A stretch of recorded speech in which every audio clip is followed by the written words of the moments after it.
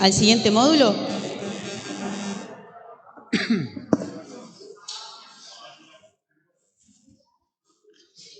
Nos adentramos entonces al módulo correspondiente a la región NEA. ¿Vamos? Muy bien. Comenzamos entonces con el módulo correspondiente a la región NEA. El coordinador de este módulo es el ingeniero agrónomo Master of Science Alejo Re, responsable del módulo NEA de la Estación Experimental Agropecuaria de INTA Concepción del Uruguay, Centro Regional Entre Ríos. Lo escuchamos entonces al ingeniero Alejo Re, que va a introducir este módulo. Gracias. Bueno, buenos días a todos. Gracias por tanta concurrencia. Voy a ser escueto porque, si bien yo coordino las actividades y más la cuestión de gestión, los que trabajan realmente en especies para el NEA son, Guillermo, Andrea y Silvana. Así que bueno, vamos a ver todo lo que es el programa de mejoramiento genético de Pasto Nilo, de Panicum coloratum, Setaria fascelata. Así que bueno, sé que los chicos tienen un montón de información, así que yo voy a ser súper escueto. Y en primer caso, bueno, vamos a escuchar a Silvana. Perfecto. Sí. Vamos a escuchar entonces la charla titulada Avances en el mejoramiento genético de Pasto Nilo, a cargo, de la bióloga doctora Silvana Ferrari Usandizaga. Silvana es licenciada en biotecnología y doctora en ciencias agrarias de la Universidad Nacional de Rosario y ha participado en un sinnúmero de trabajos y elaboración de actividades dentro de lo que son los proyectos de INTA. La escuchamos entonces a Silvana. Gracias, Silvana. Buenos días a todos. Como ya dijeron, yo voy a presentar el mejoramiento en una especie en particular, que es Acroceras macrum o Pasto Nilo, como se la conoce vulgarmente, que es una especie, como muchas de las que van a escuchar acá, introducida. En este caso es una especie africana y se la recomienda para ambientes como los que tenemos en el NEA, sobre todo para zonas que tienen una alta humedad. Como toda especie introducida, siempre hay que tratar de seleccionar ciertas características de adaptabilidad para el ambiente. En este caso, que nosotros tenemos las características de que tenemos muy marcadas la temporada de lluvias, la temporada húmeda y la temporada seca. Y también por otras características como las edáficas de nuestro suelo. Esta especie no está domesticada, es bastante nueva en el uso forrajero. Si bien ya en África desde los 70 más o menos se empezó a mejorarla, se abandonó mucho tiempo el mejoramiento, recién se retomó acá en Argentina, sobre todo con este trabajo.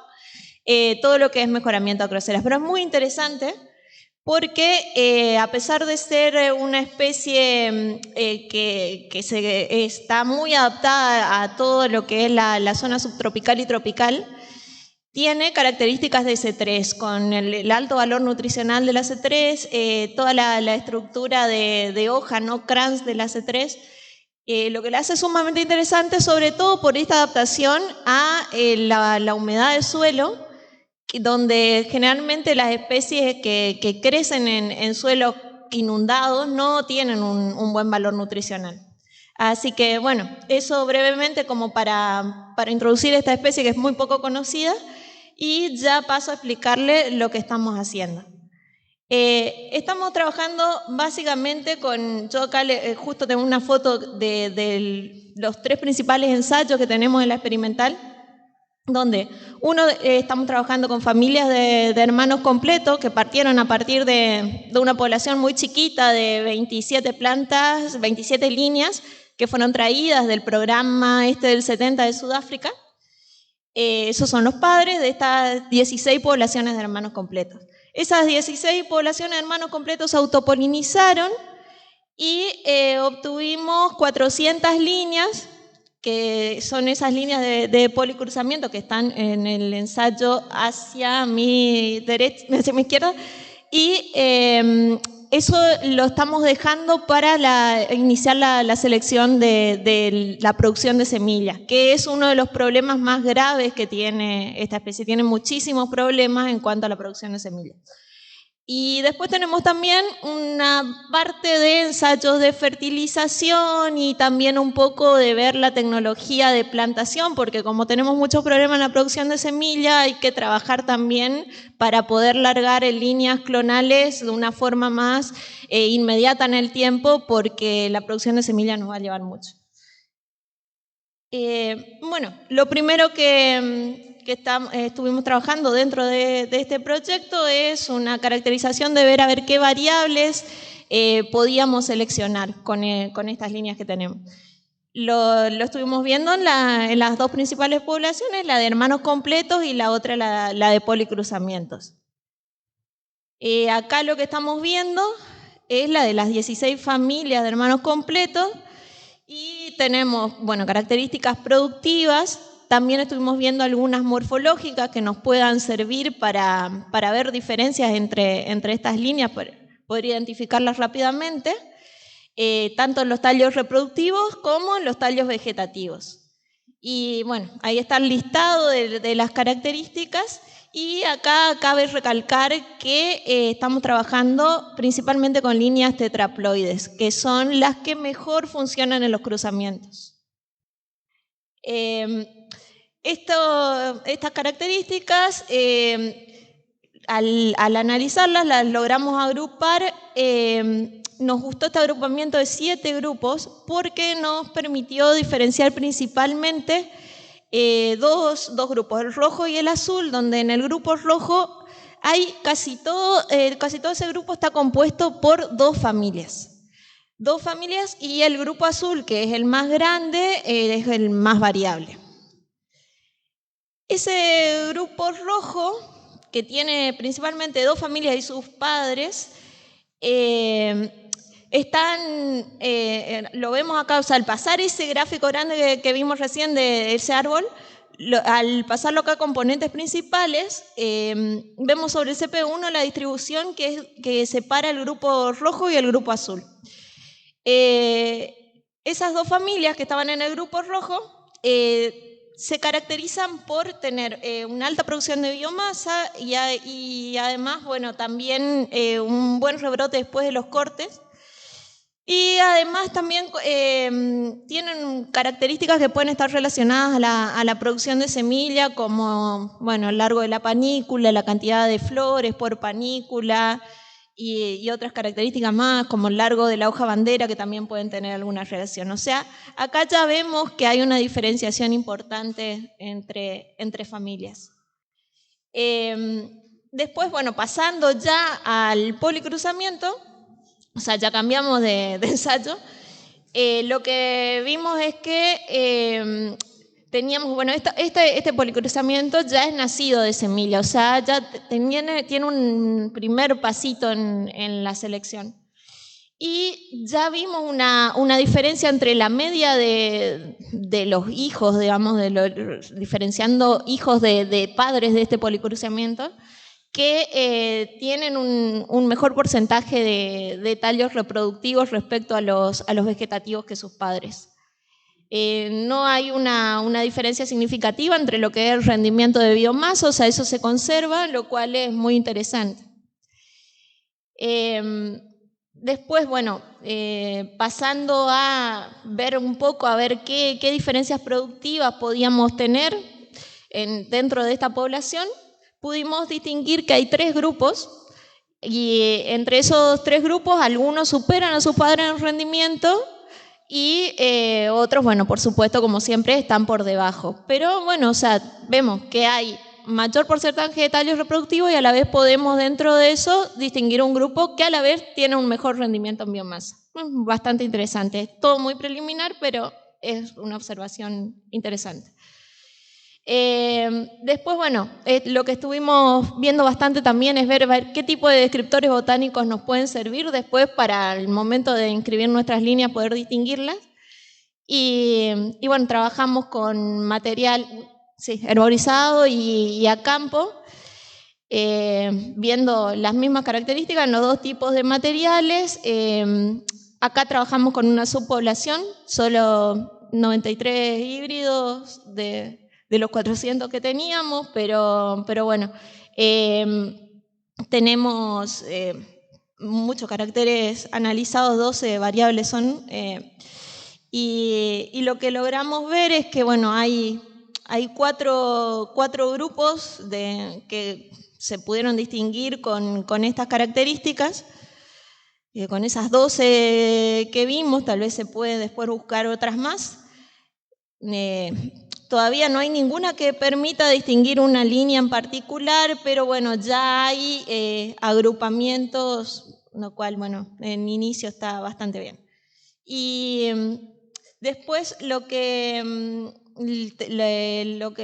estuvimos viendo, bueno, es que en esos 4 grupos, bueno, algunas diferencias de estas entre grupos nada más, o sea, ya no es todavía una línea en particular que tenga una diferencia significativa, sí hay diferencias significativas que permiten distinguir entre las variables que analizamos. Ahora lo que estamos poniéndole bastante atención es a ver si logramos obtener alguna línea que se adapte a las condiciones, estas variables climáticas que tenemos en el NEA, nuestro periodo seco y nuestro periodo húmedo, porque, bueno, o sea, es como que está pensado esta especie solo para los humedales o para las zonas que están con anegamiento perenne.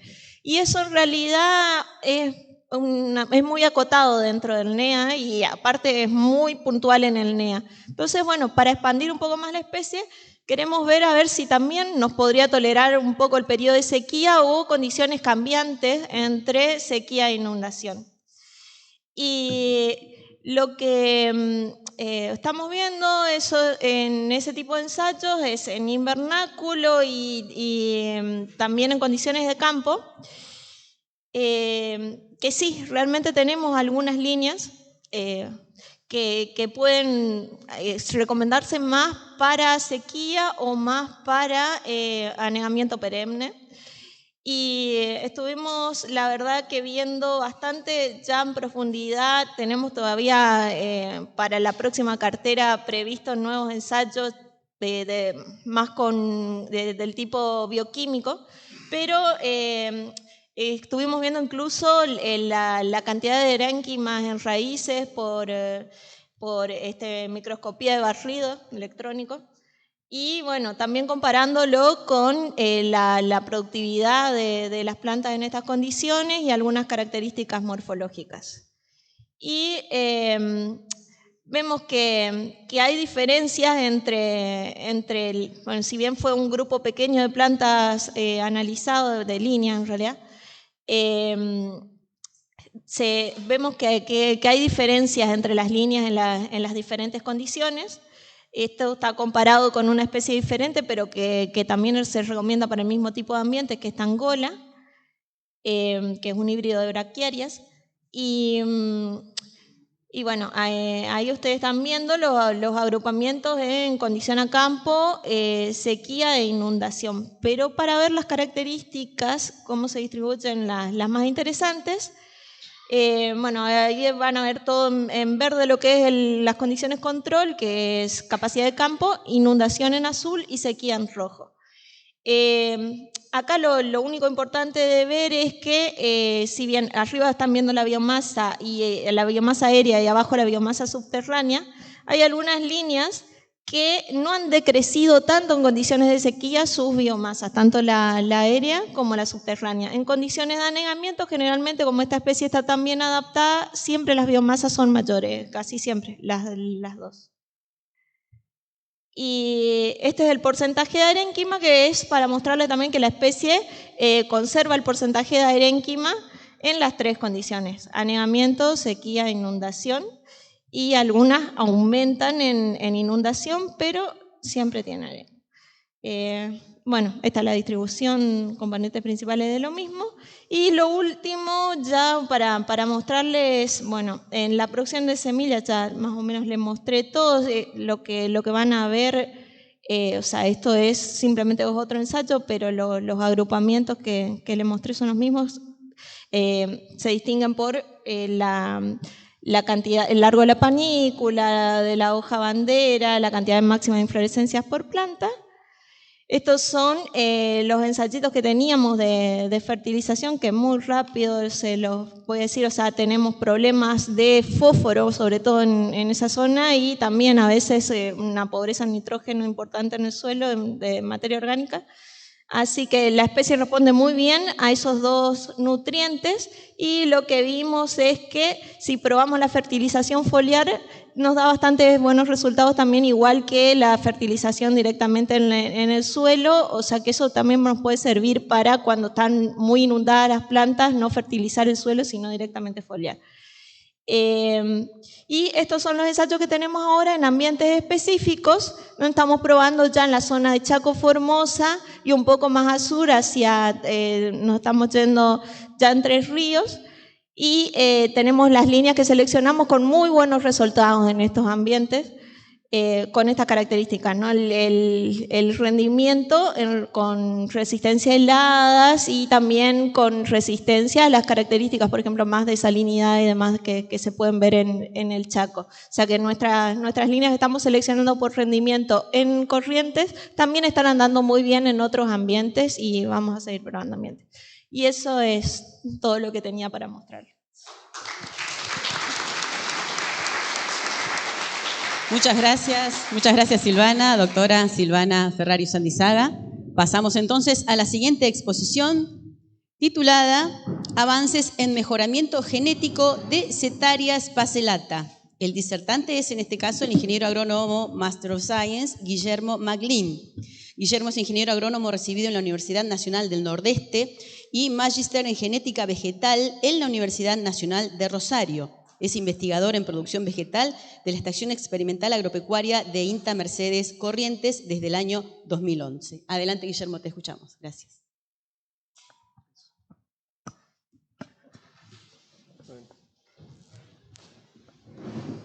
Muchas gracias por la presentación. Bueno, buenos días a todos.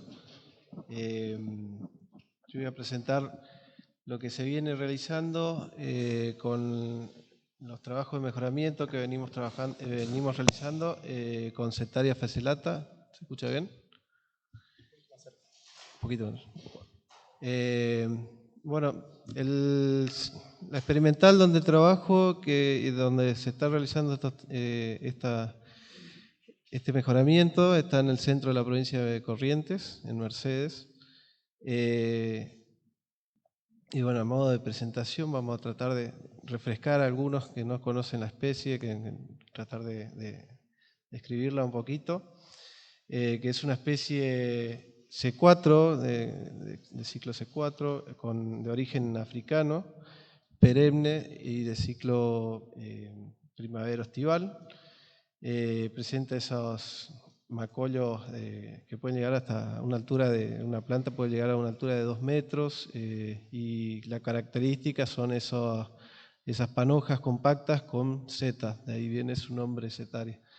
Una especie alógama que presenta citotipos diploides hasta decaploides, y los cultivares más utilizados en la Argentina, o los que se introdujeron, fueron Aroc, Casungula, Solander y Esplenda, todos tetraploides, y anteriormente había un material que se denominaba Nandi, que era el único diploide que se utilizaba en la Argentina. Muy utilizada la especie en el NEA, tanto para pastoreo, nidificación o silaje, y hace tantos años que se utiliza que el productor empezó a demandar nuevas variedades o con características diferenciadas, y eso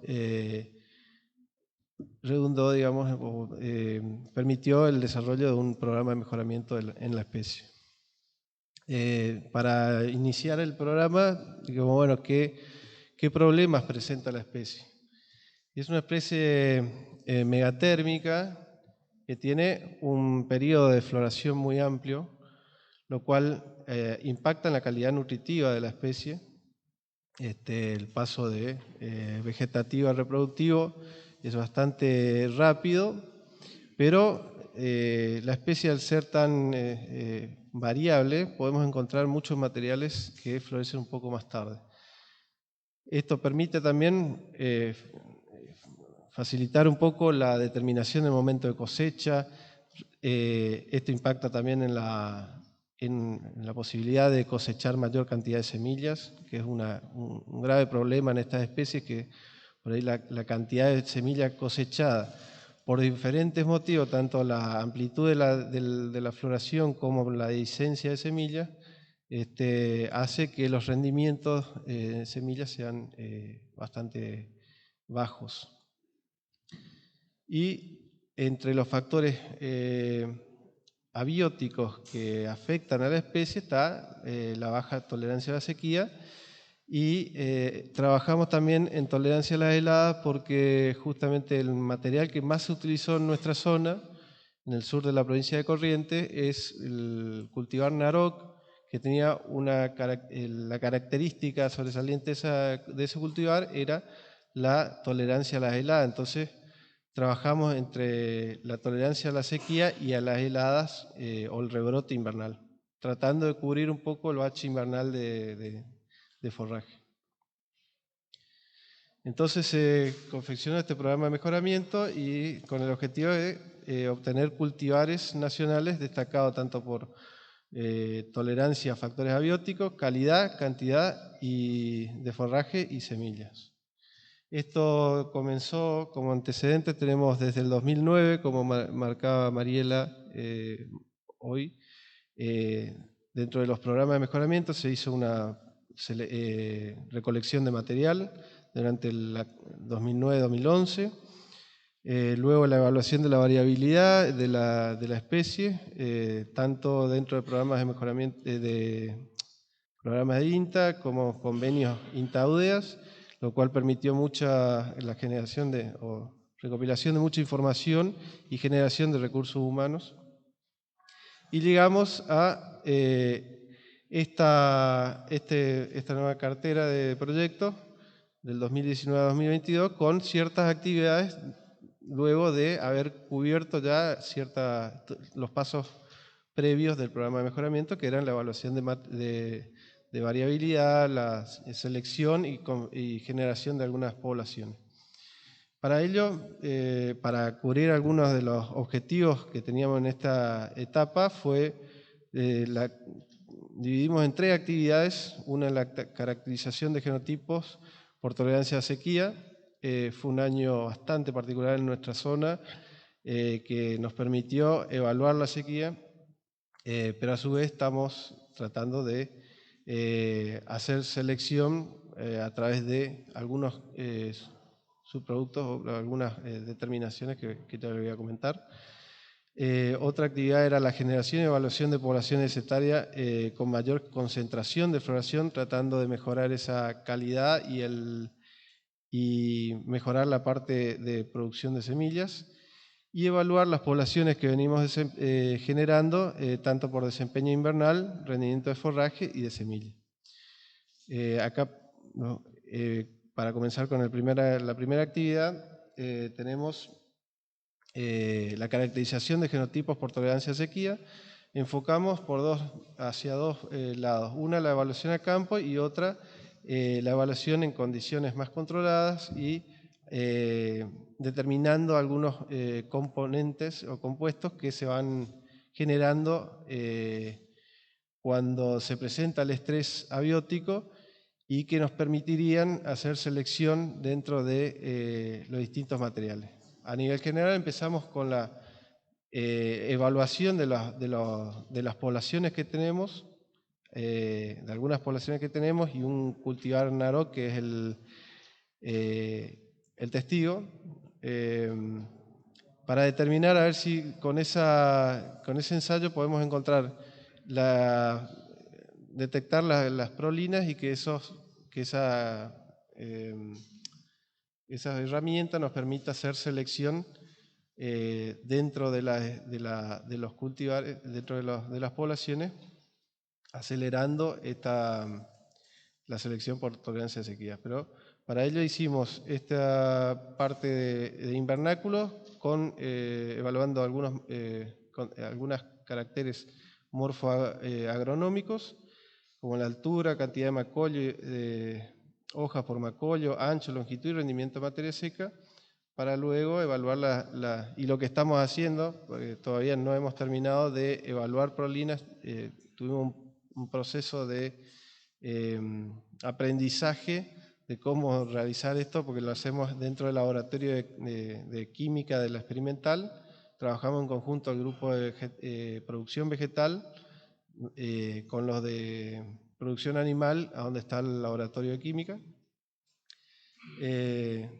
Entonces, los primeros resultados de la evaluación en condiciones controladas, vemos que a 50% de capacidad de campo, que los dos tratamientos, uno era sin restricción hídrica y el otro con 50% de la capacidad de campo, se observa que todos los materiales, todos los caracteres al 100%, lo que se esperaba superan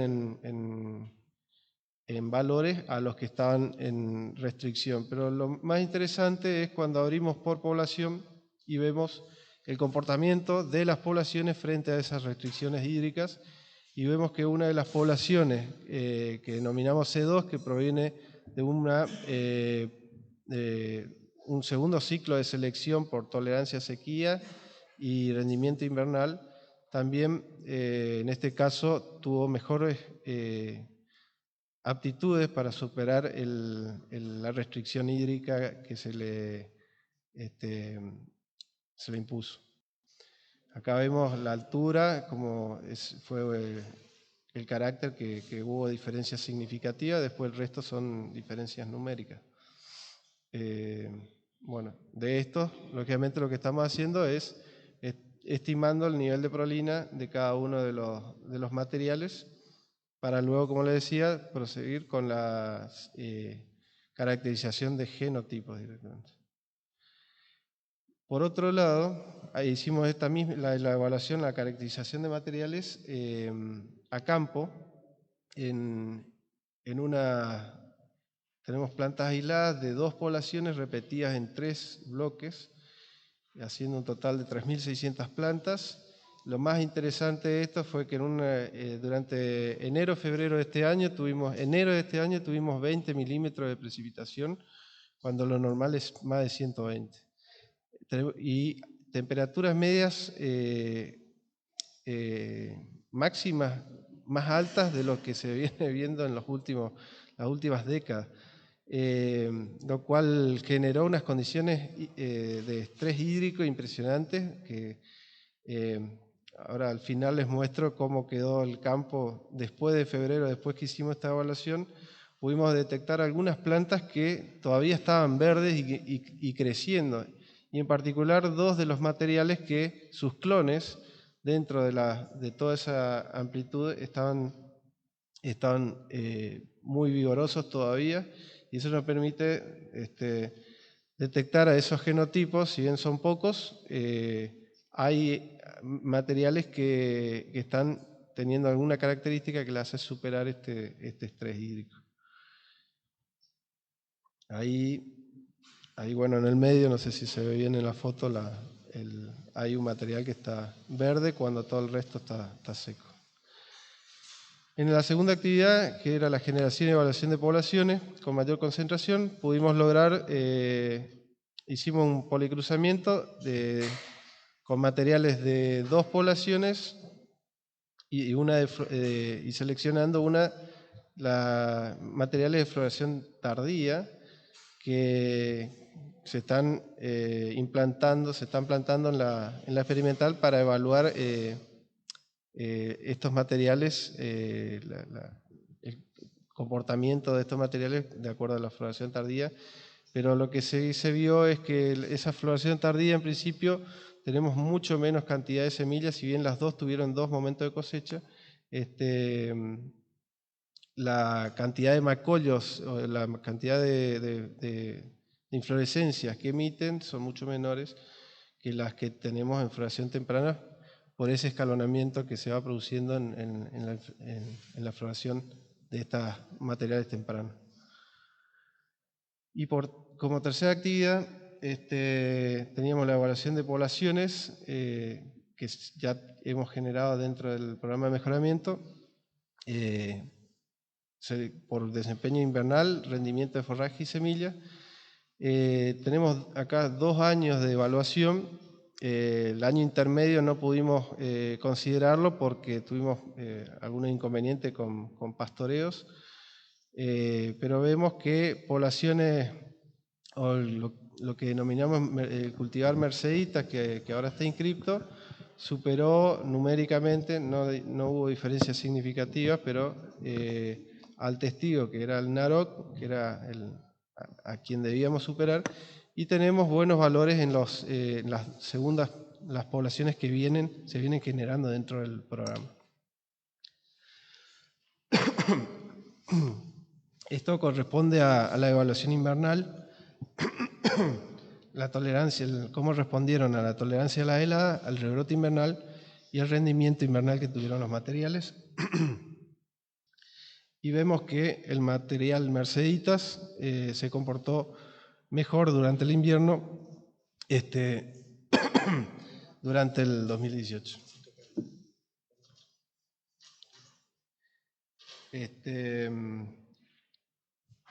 Bueno, estas 3 actividades nos dieron lugar a algunas publicaciones, en el resumen en Congreso. Se realizó durante el periodo la inscripción de un cultivar, Merceditas INTA, y 2 convenios de vinculación tecnológica, una de transferencia de tecnología y otra de desarrollo de una variedad experimental con mayor producción de semillas y rendimiento de forraje a partir de la población que denominamos C2 en esta experiencia. Esto es simplemente para mostrarles lo que pasó durante el enero-febrero de este año. Estas eran las condiciones en las que estábamos evaluando sequía a campo, y esto es unos días posteriores a la evaluación. Esto es lo que quedó después de la evaluación, pero por suerte la naturaleza nos brinda algunas alegrías posteriores, dándonos lugar a buenos rebrotes en las parcelas. De mi parte eso es todo, y bueno, muchas gracias por la atención.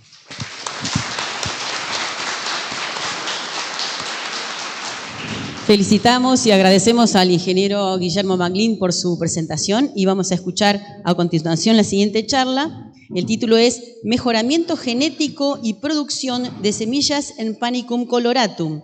Nuestra disertante en este momento es la bióloga doctora Andrea Tomás. Andrea es licenciada en Ciencias Biológicas y magíster en Ciencias Agrarias de la Universidad Nacional del Sur. Realizó su doctorado en el Departamento de Ecología y Manejo de Pastizales de la Universidad de Texas. Es investigadora en la Estación Experimental Agropecuaria de Rafaela desde marzo de 2006. Te escuchamos, Andrea, muchas gracias. Bueno, a ver, sí. Hola, buenos días, muchas gracias a todos por la participación, y gracias, Mariela, por la invitación. Yo voy a hablar de mejoramiento genético y producción de semillas de Panicum coloratum.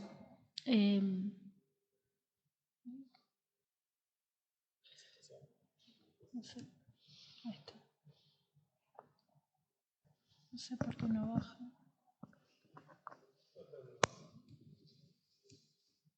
Porque acá no se ve como presentación. No. ¿Querés pasar con este? Porque allá atrás se ve. Ah, Acá no se ve como bien. ¿por qué acá no se ve? Perdón.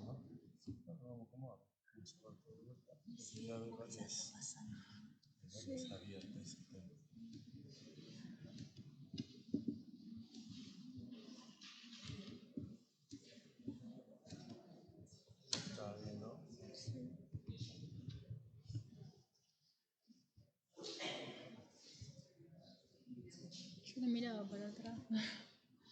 Ah, está. Con la flechita.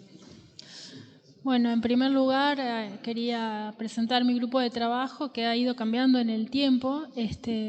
Lo que voy a presentar es el resultado de la participación de muchos becarios, pasantes y tesistas a lo largo de los años, y gracias a ellos se pudieron generar gran parte de los resultados que voy a presentar.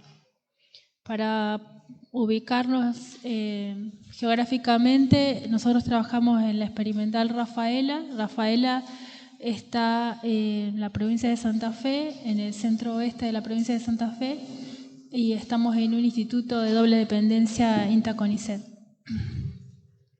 Y la especie de la que vamos a hablar es Panicum coloratum.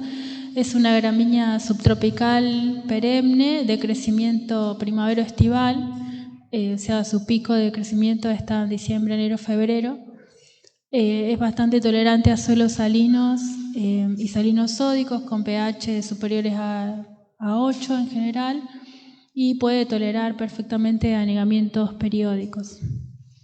También está adaptada a alternancia de sequía y anegamiento. Y esta especie tiene 2 variedades botánicas que fueron introducidas al país. Una es la variedad macaricariense, que la distribución, como ven ahí en el mapa, es más hacia el norte y hacia la parte este, y la variedad coloratum, que tiene una distribución más hacia el sur, porque tiene mayor tolerancia a las heladas. Nosotros empezamos el programa de mejoramiento primero haciendo una colecta de las 2 variedades, y después hicimos una caracterización morfológica. Ahí se puede distinguir bien, las 2 variedades tienen gran diferencia en el color, en el ancho de la hoja, en la forma de la panícula, en el tamaño de las semillas. Y también posteriormente se hicieron caracterizaciones a nivel molecular. Se distinguen perfectamente las 2 variedades, aunque hay gran variabilidad intra-variedad entre las poblaciones de las 2 variedades. Con los años logramos inscribir 2 variedades. Una es 2 cultivares de la variedad macaricariense. El primero fue Capivera INTA, que fue la característica principal es que tiene mayor peso de semilla, y eso llevó a que se logran mejores implantación. Este cultivar fue transferido a Agroempresa de Semillas en el 2016 y actualmente se comercializa. Y posteriormente, el año pasado, inscribimos el cultivar Caraí INTA, que tiene mayor tolerancia a la salinidad, que aún no encontramos socio para este cultivar. Y también tenemos vigente un convenio de investigación y desarrollo con Smart Campo Semillas, que estamos trabajando para obtener un cultivar con mayor foliosidad, hábito postrado y mayor calidad de forraje y floración tardía. Y dentro de las investigaciones que hemos ido llevando a cabo con los años, por un lado, les voy a mostrar algunos resultados que podrían luego ser utilizados o que están siendo utilizados para la obtención de nuevos cultivares. Por un lado vimos la relación entre lo que sería la heterosis, o sea, la diferencia con el mejor progenitor, y la distancia genética entre los progenitores. Esto nos permite pensar en la posibilidad de aumentar o de tener mejoras con respecto al progenitor, al mejor progenitor, si cruzamos parentales bien distintos. Por otro lado, vimos que hay entre las 2 variedades, que en este caso pusimos el cultivar Capivera INTA con respecto al Klein. Entre los 2 cultivares hay una diferencia en el mecanismo de tolerancia a la salinidad. Por ejemplo, lo que se ve en las barras de color verde, en el primer caso es la concentración de sodio en el Capivera. En el tratamiento salino es mucho más alta que en el Klein. O sea que el cultivar estaría, o la variedad en este caso, estaría acumulando mucho más sodio. Y sin embargo, lo que se refiere al potasio, es el cultivar Klein el que no modifica casi su contenido en hoja con el efecto salino. O sea que el mecanismo de tolerancia sería completamente distinto entre las dos variedades. Por otra parte, otra diferencia intravarietal que vimos, en este caso se muestra diferentes poblaciones del cultivar Klein, de la variedad coloratum, y vemos la interacción entre dos estreses abióticos, salinidad e hipoxia, y se ve la interacción entre los dos efectos. La línea media muestra, en ese caso los efectos serían aditivos, o sea que la multiplicación de los estreses por separado y el estrés combinado son iguales en los efectos, pero vemos que hay algunas poblaciones donde esa multiplicación de efectos se ve de manera sinérgica y en otras antagónica. O sea, en algunos casos la combinación de efectos es menor que los efectos por separado y en otros es peor. Lo que muestra básicamente la variabilidad que hay dentro de la misma especie, o dentro de la misma variedad en este caso, para la respuesta a la combinación de esos dos estreses. También estudiamos, hicimos una comparación entre metodologías de selección, pensando por un lado en lo que sería la selección individual. Yo no sé si... No. En ese caso, en el caso de la selección individual,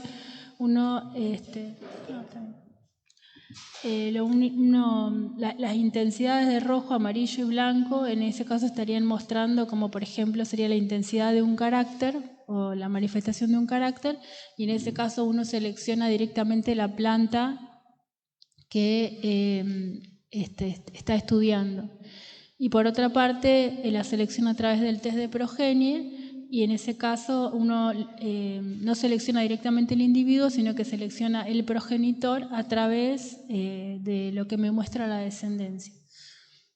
Si por ejemplo tomamos la misma intensidad de selección, podemos llegar a ver que las respuestas son distintas. En este caso nosotros lo que evaluamos, lo que comparamos fue el tipo de selección individual y el tipo de selección familiar en las dos variedades. Y por el modo de reproductivo también era de pensar que la selección familiar podría llegar a ser mejor, pero no es lo que vimos. Pero sí se ve una diferencia en el tipo de efecto o de ganancia por selección entre las dos variedades. Y otra cosa que estudiamos fue la dehiscencia de semillas. Nosotros vemos que en este tipo de especies subtropicales, con poca historia de domesticación, se ve que las semillas se caen a la madurez, lo que sucede mediante la desarticulación, ya sea por debajo de las glumas, en general, en este caso por debajo de las glumas, a veces por arriba de las glumas, pero la desarticulación de la semilla lo que hace muy dificultosa la cosecha. Nosotros estudiamos la dehiscencia de semilla tratando de mejorarla a través de mejoramiento y también a través del manejo mediante la aplicación de reguladores de crecimiento. En este caso, la aplicación de auxinas para aumentar la retención de semillas. Nosotros aplicamos distintas concentraciones de auxina en distintos momentos y vimos que había un incremento en la retención de la semilla con concentraciones crecientes de auxinas aplicadas 2 semanas después de antesis, en ese caso. Estos resultados lo pueden ver en una serie de videos de YouTube que tenemos, que hicimos a partir de un webinar de producción de semillas. Y bueno, en conclusión, hasta el momento se liberaron 2 cultivares de Coloratum macaricariense, Capivera inta y Caraí inta. Se cuenta con líneas avanzadas, con tolerancia incrementada a estrés combinado, hipoxia, salinidad en las 2 variedades. Y hay evidencias de que se podría disminuir la dehiscencia de semillas mediante la aplicación de auxinas. Muchas gracias.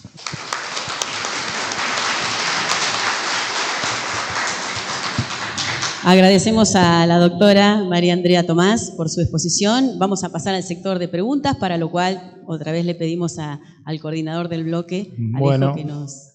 Aprovecho mientras van pensando, no sé si pasamos la información, Mari, pero todas estas actividades que acá están súper concentradas, la presentación de resultados, hay un PDF donde está un informe bastante más completo que va a estar colgado, supongo que online, o le va a llegar a todos los participantes, así que quien quiera ahondar y después incluso ponerse en contacto con cada responsable de actividad, ya que los chicos están abiertos.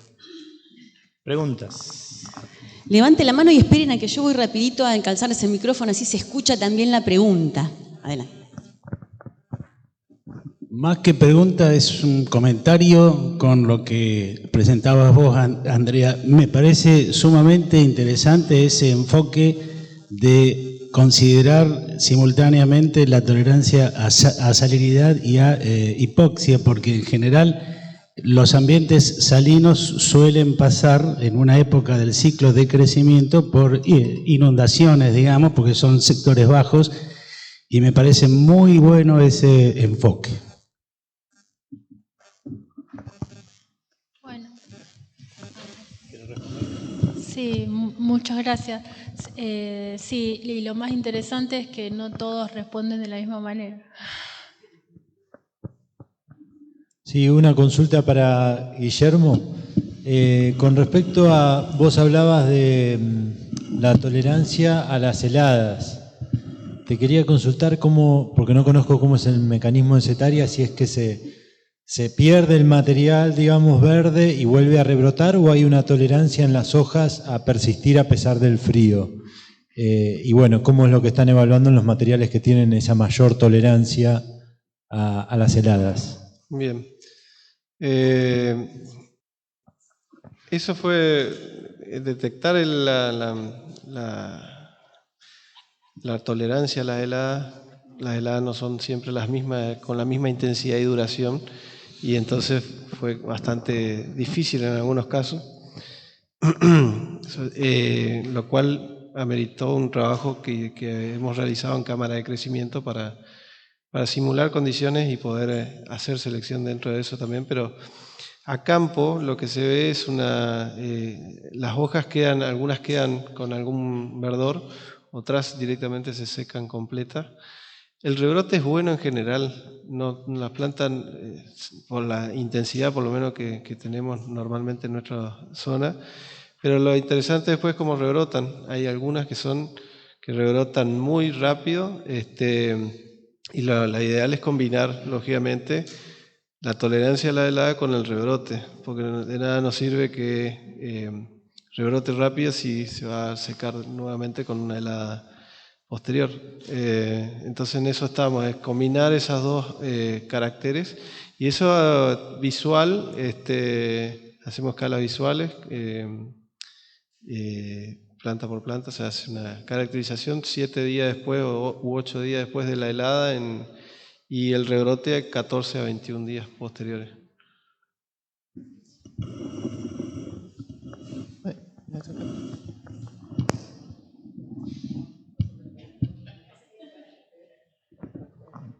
Hola. Hola. Bueno, muchas gracias por las presentaciones. Tengo, no sé, comentario desde la ignorancia total, y quería ver qué me cuentan ustedes.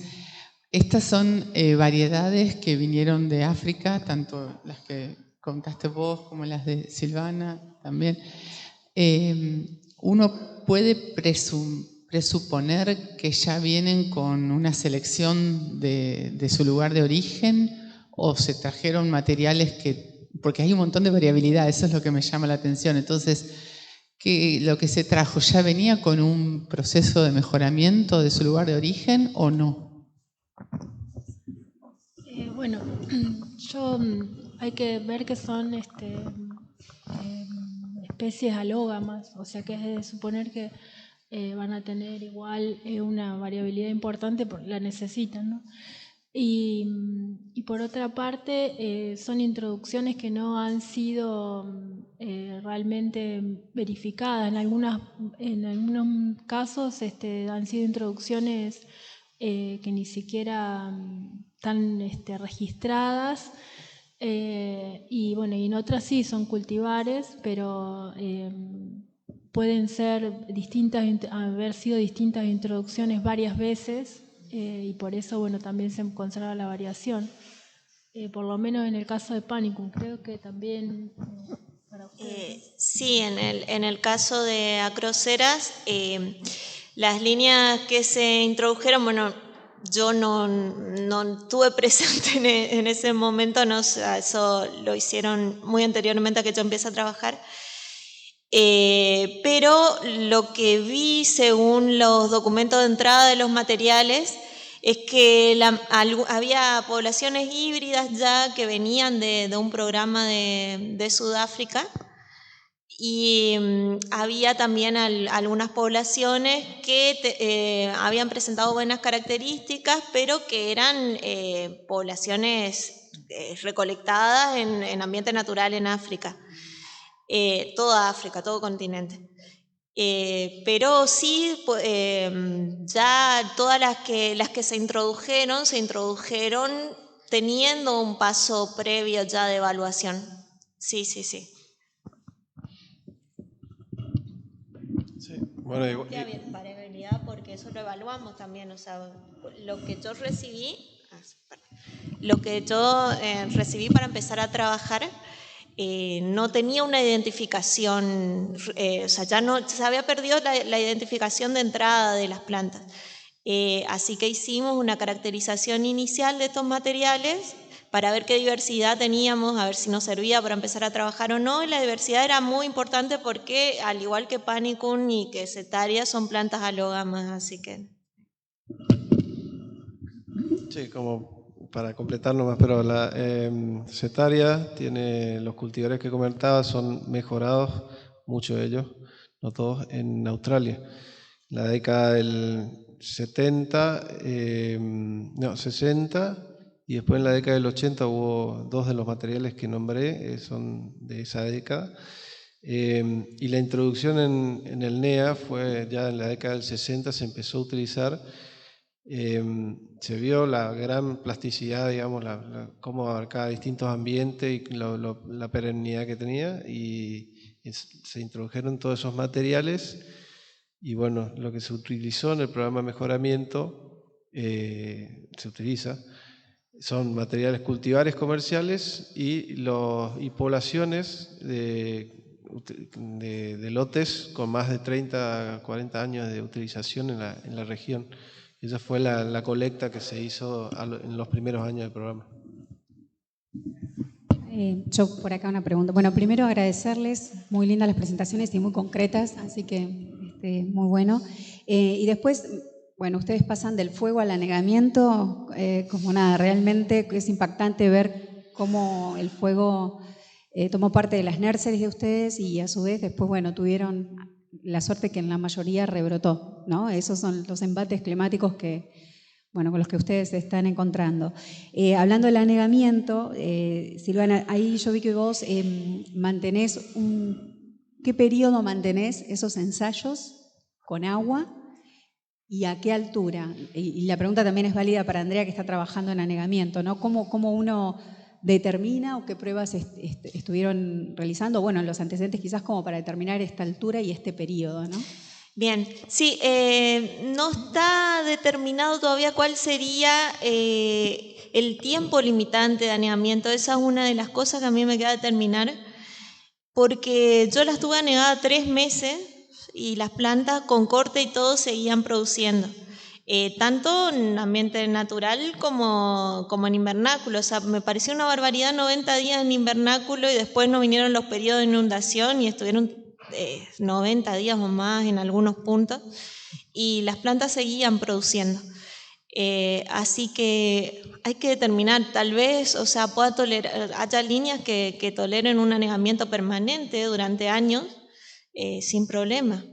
O sea, y la altura yo he visto lotes, o sea, eso no logré en invernáculo porque no tenía las condiciones para dar un anegamiento que me permita superar la altura de la planta, tal vez cortándola así, ¿viste? O sea, eso podría probarlo, cortar las bajitas y poder inundar por encima del nivel de la maceta mucho. Las plantas se estiran, o sea, las hojas crecen por encima del nivel. Yo traté, o sea, iniciaron con una lámina de agua de 5 centímetros y me superaban ese nivel. La planta tiende a crecer en altura. Afina los tallos y crece en altura. Y bueno, pero yo he visto lotes anegados donde se ve la planta por debajo buscando una loma para sacar 1 o 2 hojas ahí, pero crece pegadita al suelo por debajo del agua. No sé si te sirve esta respuesta, pero bueno. Sí.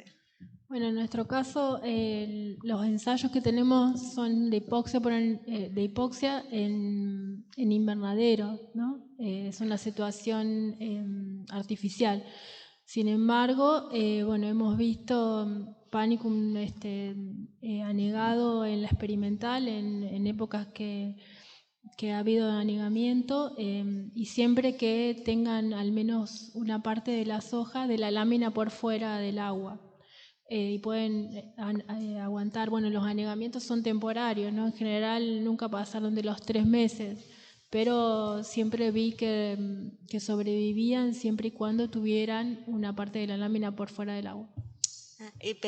Perdón, y ahí yo tenía una foto donde se veía en condiciones naturales, estábamos cortando las plantas y había un chico cortando ahí que él debe tener 1,80 m más o menos y el agua le llegaba por encima de las rodillas y, o sea, debe haber habido 1 metro de agua y estaba hermoso ese lote.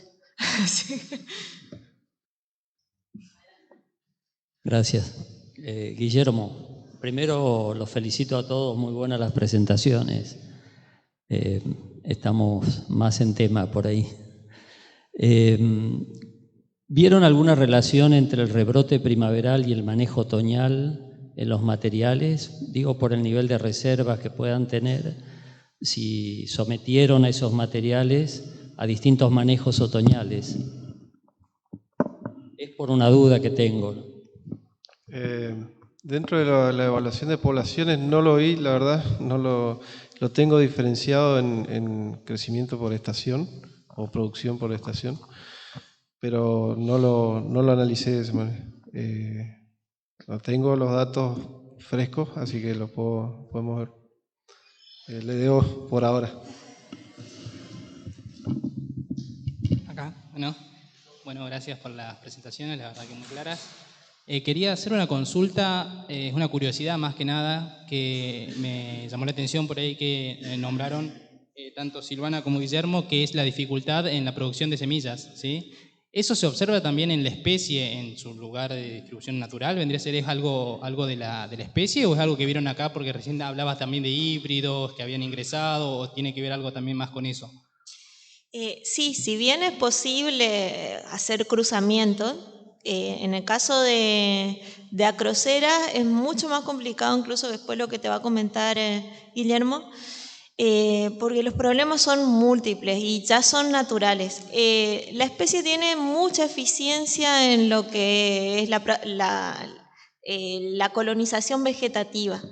Yo creo que eso influyó mucho a nivel evolutivo para que vaya disminuyendo la producción de semillas. Porque si bien tiene bastantes varas florales, cuando florece y florece en muchos momentos del año, y no pierde calidad igual con la floración, o sea, eso no es algo que moleste, pero tiene pocas flores por panícula y dentro de esas flores vos tenés, cuando te vas a cosechar, entre un 1 y un 10% de llenado. Hay mucho aborto, hay mucha dehiscencia. Y después esa semilla que cosechas tiene una cubierta que es durísima, que yo supongo que en las condiciones naturales de la especie eso tiene que pasar por el estómago de algún animal o algo. Yo he probado sacarla con ácido, no hice muchas pruebas de escarificación, pero igual perdés un poco de fertilidad con los tratamientos de temperatura. De ácido no conseguí lograr sacar con ácido la cubierta. Y con escarificación manual sí, y eso es lo que yo trabajé para obtener plantas a partir de los cruzamientos. Pero hay muchísimas dificultades, o sea, eso de aquí a que podamos tener cosechado como para que sea comercial, estamos bastante lejos. Hola, sí, un comentario y una pregunta. Para sumersión completa podés poner hilito de tanza transparente y la planta no sale del agua, es algo que hacemos. Y una pregunta, inundación y sequía, ¿pensaste en hacer el mejoramiento a la secuencia o por cada estrés individual? Nunca leí que hicieran inundación, sequía y después se hiciera la selección. Es lo que estamos por hacer, la transición de inundación-sequía. Por ahora no lo tenemos hecho, pero sí es lo que habíamos pensado hacer, porque es la condición natural que nosotros vemos en el NEA. Pero eso es nuevo, ¿no? Porque el mejoramiento porque no soy mejorador, entonces no es tan común, ¿no? Está bueno. Yo lo he visto en algunas plantas, no en forrajes, pero trabajan así otras especies, tomate, por ejemplo. Sí, pero no es común, no es común. ¿No hay más preguntas? No sé si alguien del bloque quiere hacer una conclusión. ¿Algún comentario final? Si no, bueno, para mantener los tiempos, agradecemos la atención, el interés y bueno, le agradezco a los chicos por la excelencia de las presentaciones. Muchas gracias. Les brindamos un aplauso por este grupo de trabajo tan sólido. Muchísimas gracias. Les damos un minuto para que